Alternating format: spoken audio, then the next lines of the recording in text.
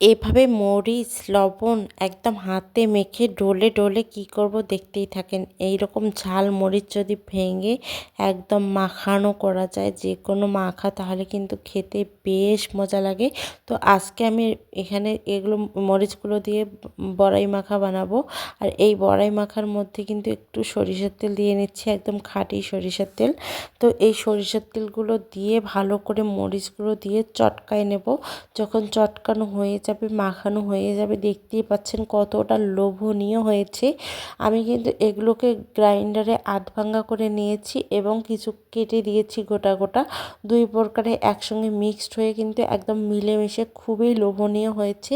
একদম জিভে জল আসার মতো একটা রেসিপি হয়েছিল, কিন্তু খেতে খুবই মজা হয়েছিল। তো আমরা ভাবলাম যে হঠাৎ করে যে এটা যদি কলা পাতার মধ্যে খাওয়া যায় তাহলে মনে হয় আরও বেশি টেস্ট লাগবে। তাহলে একদম রোদের মধ্যে চলে গিয়েছি আর কলা পাতার মধ্যে সব কিছু একদম বড়ইগুলো ঢেলে দিয়েছি আমরা। আর এখানে আমরা সবাই একসঙ্গে কলা পাতার মধ্যে খাবো এখন। তো কলা পাতার মধ্যে খাইতে কার কার ভালো লাগে বলবেন। আমরা কিন্তু ছোটোবেলায় এরকম মাখা করে খেয়েছিলাম কলা পাতার মধ্যে। তো ছোটোবেলার কথা তো মনে পড়ে যাচ্ছেই। আর এভাবে কিন্তু আমরা কলাপাতাগুলোকে ছিঁড়ে ছিঁড়ে যে যার মতো কলাপাতায় করে নিয়ে নিয়ে খাইতাম আগে, তাই না? আপনাদের মনে পড়ছে কি না অবশ্যই কমেন্ট করে জানাবেন। আর শেষে একটুখানি ধনেপাতা দিয়ে নিলাম।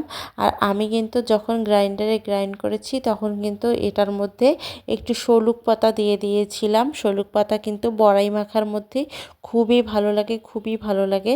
আপনারাও কি শলুক পাতা দিয়ে বড়াই মাখা খেয়েছেন কিনা অবশ্যই জানাবেন। তো আমার তো ভালো লেগেছে খুবই, একদম লোভনীয়, মনে হচ্ছে কোনো আচার খাচ্ছি এরকম। একদম ইনস্ট্যান্ট আচারও বলা যেতে পারে এটাকে। আর মাখাটা কিন্তু বেশ দুর্দান্ত ছিল। শেষ পর্যন্ত দেখতেই থাকুন কীভাবে আমরা কাড়াকাড়ি করে এটাকে খেতে থাকি। তো এখন ভাগাভাগির পালা চলছে, দুই একজনকে দিয়ে দিয়েছি ভাগে ভাগে। আর এখানে আমরা খাচ্ছি দুই তিনজন মিলে।